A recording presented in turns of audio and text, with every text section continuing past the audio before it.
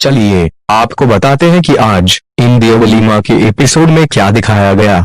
हसू काकू से कहता है कि बहुत दिन हो गए मैं तुम्हारा कोई नाटक सुन रहा हूँ, लेकिन अब बात तुम्हारी सेहत पर आ गई है। अब मैं चुप नहीं बैठूंगा, तू फोन दे रोहन को। फिर काकू डरते डरते रोहन के पास जाती है और उसे कहती है कि तेरे पाप तुझे डांट लगाने वाले हैं। उनको पता चल गया है मेरे घुटने के बारे में। तू उनसे बात करने और कोई उल्टा जवाब मत देना। अगर वो तुझे कुछ कहे तो चुपचाप सुन लेना। फिर रोहन हसू से बात करता है। हसू उसे कहता है कि तुझसे कोई समझदारी की कोई उम्मीद नहीं थी, मगर कम से कम अपनी माँ का ख्याल तो रखता।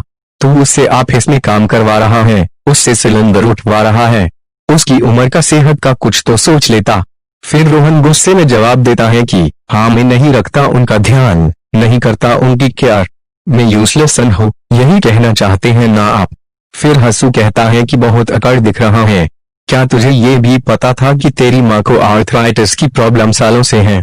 फिर रोहन चौंक जाता है। फिर हसू कहता है कि तेरा कोई भरोसा नहीं है, क्या मालूम सब जानते हुए भी तू काकू से काम करवाता होगा वहां पर।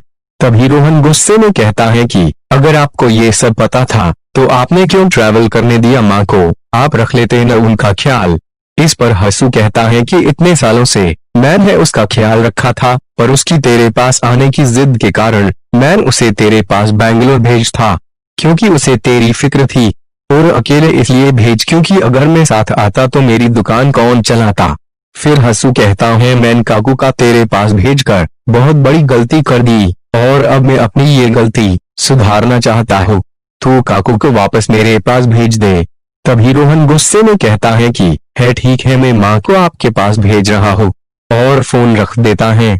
फिर रोहन हसू के बारे में काकू को सुनाने लगता है कि आपके पति को मैं बचपन से ही गलत लगता था, उनके हिसाब से बस वो ही सही है और मैं हमेशा से ही गलत था, इसीलिए मैं आपको कभी किसी चीज में इन्वॉल्व नहीं करता। आपके पति को तो यही लगता है कि मुझे आपकी कोई फिक्र नहीं है, उनको आज भी यही लगता है कि मैं आपका सिर्फ यूज करता हूँ। काकू रोहन को समझाने की कोशिश करती है तो रोहन कहता है कि माँ रहने दो वरना आपके पति बुरा मान जाएंगे। रोहन कहता है कि मुझे तो ऐसा लगता है मैं पाप के लिए मैं एक्सिस्ट ही नहीं करता। रोहन काकू की एक नहीं सुनता। वो काकू से कहता है कि आप उनके पास ही चली जाओ, ये कहकर वो बाहर चला जाता है।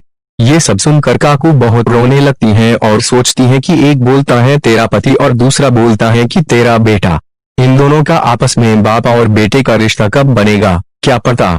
फिर काकू ऑफिस के बाहर आकर खड़ी हो जाती है और रोहन से कहती है कि चीनू घर पर हमारी राह देख रही होगी, चल हम घर चलते हैं। रोहन कहता है ठीक है और वो दोनों घर के लिए निकल जाते हैं।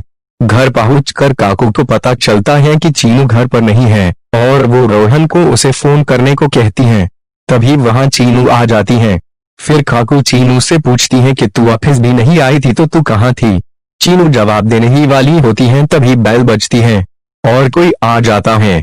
दरवाजे पर पोस्टमैन आता है और पूछता है कि क्या मिसेस चैन मगोदा यही रहती है। ये सुनकर रोहन चौंक जाता है। तभी चीनू आकर कहती है कि मैं MRS गढ़वी हूँ। पोस्ट में चीनू को सोनोग्राफी रिपोर्ट देते हुए कहता है कि आपके हस्बैंड अक्षय ने आपके घर पर रिपोर्ट देने को कहा था। ये सुनते ही रोहन को गुस्सा आ जाता है। फिर चीनू पोस्टमैन को कहती है कि वो मेरा हस्बैंड नहीं है, आप बस मुझे रिपोर्ट दे दो। फिर पोस्टमैन वह से चला जाता है। फिर चीनू काकू को अपनी सोनोग्राफी रिपोर्ट दिखाती है। रोहन भी रिपोर्ट देखना चाहता था मगर वो चीनू से नाराज होता है, इसलिए वो वह से बिना कुछ बोले चला जाता है। काकू चीनू को अपने पास बुलाकर चीनू को उनका बेबी दिखती है रिपोर्ट में और कहती है कि जब तृप्ति की ननंद प्रेग्नेंट थी तब हम भी सू के साथ हॉस्पिटल जाते थे। टैब डॉक्टर ने मुझे ये सब समझाया था, इसलिए मुझे पता है इसके बारे में। तभी चीनू कहती है कि ये तब चोट से है बेबी। फिर काकू कहती है कि इस छोटे से बिंदु में तेरे और रोहन का अंश है। चीनू रिपोर्ट देखकर रोहन को आवाज देती है मगर टैब तक रोहन वहां से चल जाता है। फिर चीनू कहती है कि मैं रोहन की मनपसंद स्वीट बनाकर फिर उसे ये रिपोर्ट दिखाऊंगी, मिठाई के साथ उसको ये रिपोर्ट दिखाऊंगी तो रोहन बहुत खुश हो जाएगा और उसे एक इम्पोर्टेंट नवस भी देनी है। वहीं दूसरी तरफ सागर मूर्ति से फोन पर बात कर रहा होता है कि मैंने इन माँ बेटे को बैंगलोर से बाहर भेजने के लिए जाल बिछा दिया है, अब यह काम जल्द ही हो जाएगा। वहीं दूसरी तरफ चीनू काकू से कहती है कि रोहन फोन नहीं उठा रहा है। फिर काकू उसे समझते हुए कहती है कि यही कहीं गया होता, तू टेंशन मत ले।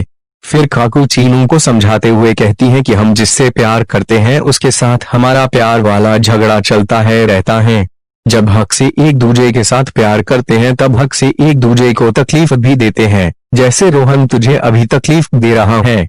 फिर चीनू कहती है कि ये कैसा प्यार है, मुझे पता है कि प्रॉब्लम क्या है, मैं कुछ नहीं करती इसलिए मुझे कोई भी कुछ भी बोल जाता है, चाहे वो मेरे पापा हो या मीनू, मुझे सब यूजलेस समझते हैं। रोहन से इन सबसे अलग है वो तो मुझे बात तक नहीं करता, मेरा फोन भी नहीं उठता, उसने मुझे बात करना भी कम कर दिया है। मैं क्या करूं अब? मुझे लगता है कि सब गलती मेरी है। मैंने लाइफ में ऐसा कुछ नहीं किया है जिससे कोई मेरी वैल्यू करे, मेरे फैसले की वैल्यू करे। फिर चीनू कहती है कि अब बस काकू, अब और नहीं, अभी मैंने डिसाइड कर लिया है कि मैं सब बदल लूंगी, मैं अब जॉब करूंगी अक्षय के साथ। उसने मुझे जॉब ऑफर की थी और मैंने उसे हाँ बोल दिया है।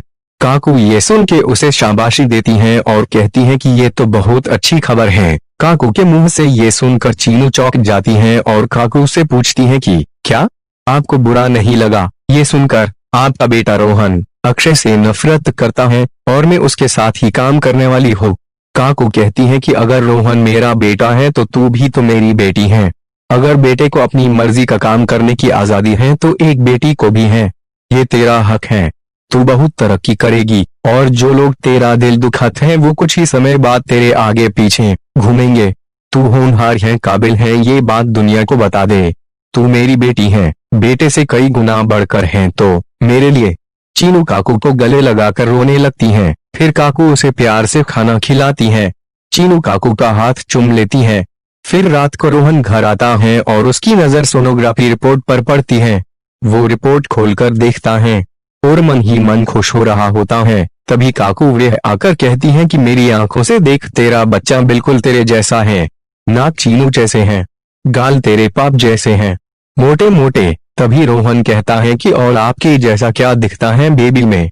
तब काकू कहती है कि तुम सब मेरा हिस्सा हो, इसका सब कुछ मेरे जैसा है। फिर रोहन काकू से कहता है कि क्या मैं अपने बेबी और चीनू को खुश रख पाऊंगा? मैं जानता हूँ कि अभी बेबी इस दुनिया नहीं आया, मगर मैं बेबी से बहुत प्यार करता हूँ।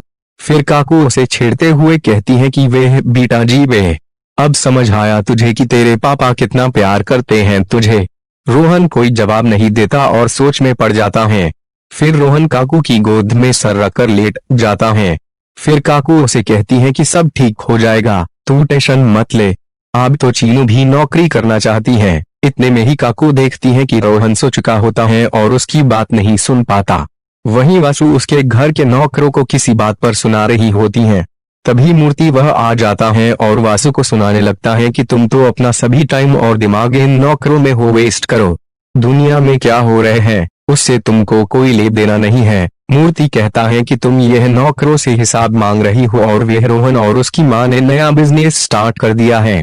वसु ये सुनकर खुश हो जाती हैं और कहती हैं ये तो बहुत अच्छी न्यूज है, मैं अभी मिठाई लेकर जाती हूँ उनके घर पर। मूर्ति उसको रोकते हुए कहता है कि तुम बहुत पागल हो, सोचो जरा कि जिस आदमी ने पैसे के लिए अपनी माँ को नौकरानी बना दिया हो, वो आदमी सीधे तरीके से कैसे कोई बिजनेस कर सकता है। फिर वासु कहती है कि ठीक मैं वहां जाकर उनकी जासूसी करूंगी। इसी बात पर मूर्ति खुश हो जाता है और कहता है कि अब तुम मेरी बात समझ गई। और फिर वो मन ही मन हंसने लगता है और एपिसोड वहीं खत्म हो जाता है। हमारे वीडियो को देखने के लिए आपका धन्यवाद।